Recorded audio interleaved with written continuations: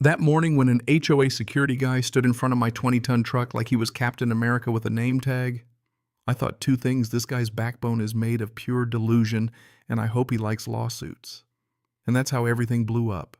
It was 6:48 a.m., the sun barely up, dew still on the sidewalk, and Brett, my lead driver, popping on the radio. "Jay, we've got a situation." His voice was half confused, half annoyed. Some dude in a reflective vest was flailing his arms like he'd called an airstrike. I knew right away: Chad, the HOA security guy. They'd hired private security clipboards, vests, walkie-talkies, and a lot of misplaced authority. That morning, the truck carried federal gear, encrypted comms, water purifiers, boxed rations for an emergency drill, time-sensitive stuff contracted with the National Guard. Chad didn't care. He planted himself in front of the truck, arms crossed. "These trucks aren't on the approved list. Turn around." I climbed down. "You do realize this is federal equipment, right?" He said flat. "No HOA clearance, no entry." Then he pointed at a laminated sign. "No oversized vehicles without prior notice. Resolution 17.3B, Brett whispered. Should I just edge forward? I held up a hand. "No, we're not running over HOA security." Instead, I called Karen, the HOA president. She answered like a tea kettle, screaming, "If your drivers can't follow protocol, find alternate drop zones."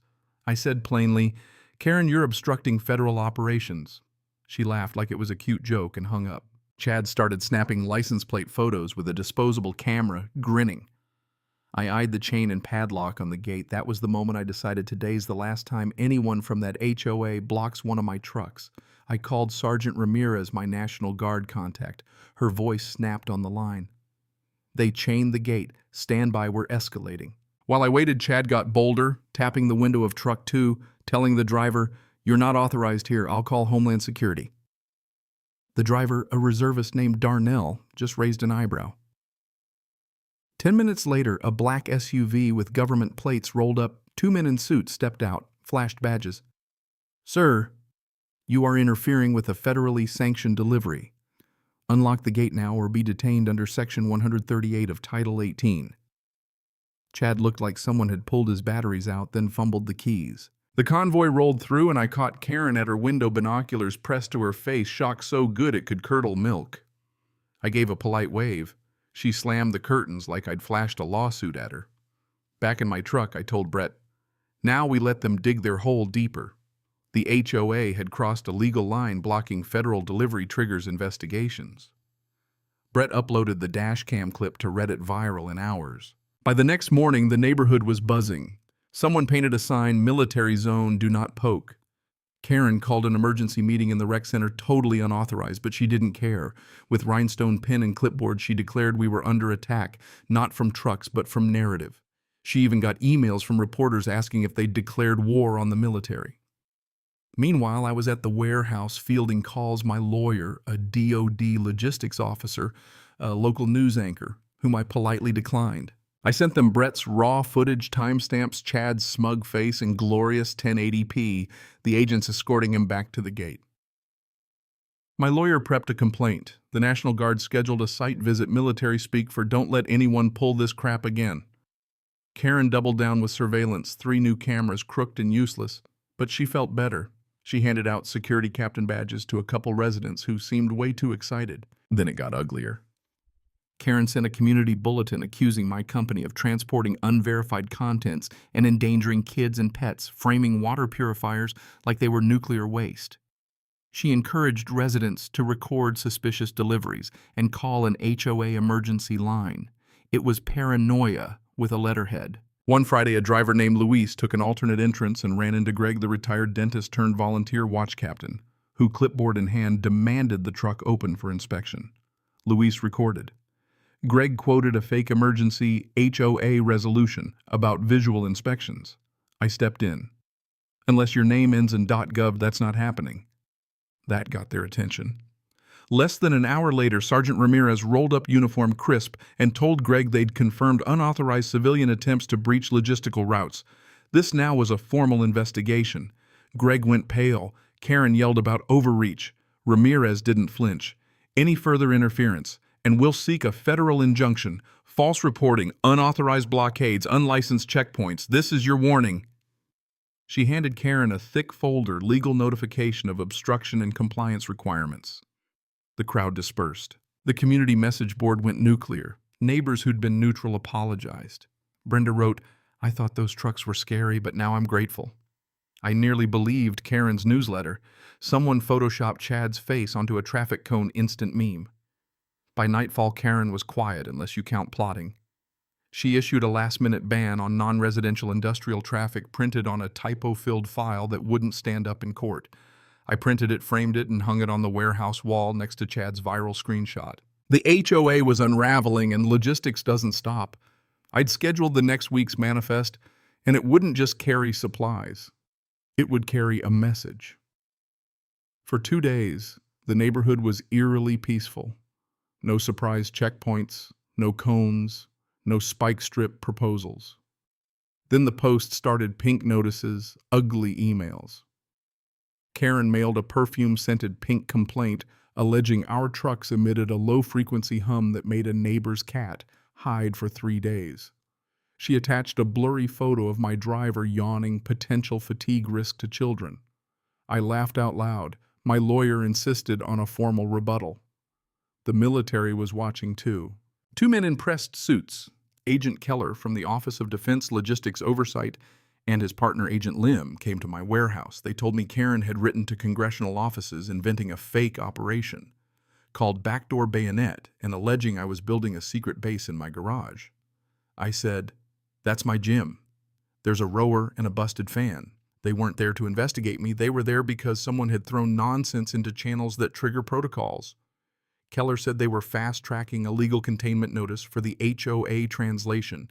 The HOA was on a short leash. Karen didn't take that leash well. At another meeting, she declared, "I don't care who he delivers for. This is our neighborhood, and we make the rules." Someone whispered, "She's going to get us sued into dust." She proposed rezoning to block trucks, even suggested automated tire spikes, anti-vehicle measures against a federally contracted logistics provider. It was the kind of idea that proves the need for common sense. Then came the twist I didn't expect, not from a lawyer, but from inside the neighborhood. Greg, the same guy waving traffic cones, showed up at the loading dock one afternoon with bottled water and granola bars, hands awkward, eyes red. I think I was wrong. That small human apology shifted things. When a respected resident admits error, others follow. People began asking, do we want to hand decision-making to a handful of power-hungry folks? Signatures for an emergency election circulated fast. There were moments that cut through the noise. Brenda, who'd been scared at first, came to the warehouse and thanked our driver, Louise. I almost believed the scare stories she said. Her gratitude felt like a punch to the chest. The point hit me. I didn't need the whole internet to believe me, just my neighbors. The legal fallout: Chad was arrested for impersonation and obstruction. Some HOA actions drew municipal review. The rezoning attempt was rejected after inspections found no violations. My fleet was clean. The city official who handed me the ruling smiled and said, "My nephew's in the Guard. He sent me the Reddit link. Said to watch the HOA clown show." It was poetic. We rolled the next delivery in like a victory lap. 2 delivery trucks, a black SUV with National Guard reps, a couple olive drab Humvees as escorts, and a drone buzzing overhead. We paused, kids saluted, neighbors waved. I stepped down in my company shirt, jeans, clipboard, and walked with Sergeant Ramirez, her boots clicking like punctuation. We unloaded on our private, legally off-limits lot, triple-checked that detail after day 1. Greg shuffled over sheepish, set down a tray peace offering. No excuses, just an honest small thing. Others followed apologies, handshakes, smiles. The tone changed. People were fed up with drama. The final surprise: zoning officials showed up with paperwork proving Karen had indeed filed for rezoning under bogus environmental claims. Investigations cleared us. The application was rejected and officials hinted penalties for false claims. That evening, the National Guard hosted a small appreciation. No fanfare, just a dinner at the Armory. They presented me a plaque for maintaining operational readiness under civilian interference. Ramirez joked that they wanted to call it the Karen Defense Medal. Legal nixed that title. I grinned anyway. It wasn't about medals, but after everything, vindication felt pretty sweet. Back in the neighborhood, the backlash took form: petitions, an emergency vote, record turnout. Karen sat stiff at the head table. Her allies dwindled. When the votes were tallied, she lost landslide. Her 3 closest cronies were voted out too. A retired principal named Lorraine took the mic. "We deserve peace, not paranoia." The room erupted. Karen stormed out, clipboard clutched like a defeated sword, sped off in a car that squealed like a tantrum. The week after, the guard sent a sleek, dark plaque. "In recognition of your resilience, professionalism, and composure under unnecessary civilian interference." I hung it beside the framed pink complaint symbols of absurdity and triumph.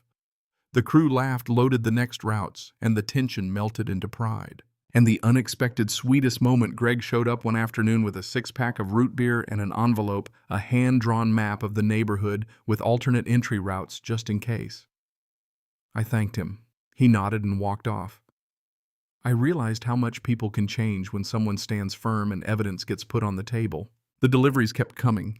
The chaos faded into memory, but sometimes folks would stroll by, point at the plaque and the cartoon banner on the warehouse wall and say, "You're the guy who took down the HOA queen, right?" I'd grin. "Nah, I'd just drive the truck." The clipboard did the rest. Then I'd climb back into the cab, ready for the next run, knowing no gate, no chain, no HOA nonsense could stop the supply line again. Here's the lesson that landed hard. Quiet, true power doesn't need weapons to hurt people. A paper, a phone call, one person with a microphone, and too much ambition can make a neighborhood live in fear. But when people call out falsehoods, when evidence is shown and the community speaks, change happens. That's not a legal treatise, just a simple truth learned in the middle of a stupid fight. The final scene was satisfying. Karen gone, the HOA meeting room reclaimed a new board pledging common sense. Justice arrived late, but it tasted sweet. I stood by the warehouse looking at the framed complaints and the guard plaque side by side and thought sometimes the world just needs a little shove to wake up. So tell me, where do you draw the line on power in your community? If you've ever faced a Karen, how did you react? Silence, legal action, or throwing open the blinds for everyone to see? Share your story, weigh in on right and wrong, on justice or revenge. If this hit a nerve, comment and tell us what you'd do.